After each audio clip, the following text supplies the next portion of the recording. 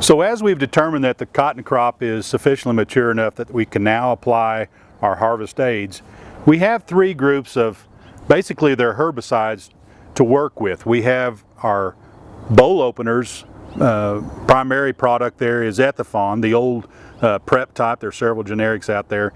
Those actually cause the ripening of that boll, that fruit on the plant, and enhances its opening. It kind of speeds that along a little bit.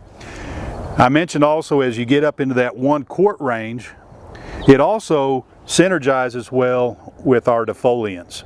And that brings in then the second class of harvest aids. The defoliants are just that. They cause the leaves to fall from the plant, senesce, and create that abscission zone. And so over the course of a week to 10 days, may even take up to 2 weeks, we see those leaves start to fall off. We may have to help that then. Sometimes only 80 or 90% of those leaves will come off. That last 10%, if it's left on the plant and still green, those leaves, if they're still left, we'll have to come back then with a third type of harvest aid, which are the desiccants.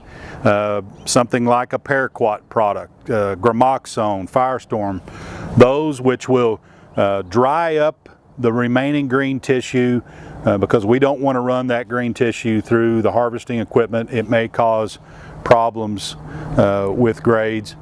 And so that desiccant at the very last sets it up for that final preparation for harvest. The other thing about desiccants, we can use those at lower rates early on to just injure the plant sufficiently to open up the canopy to allow better penetration of the boll openers and defoliants earlier on. And this is kind of a conditioning treatment. We could also use lower rates of some of the defoliants, such as the PPO products, the AIM, the ETX, the Sharpen type products.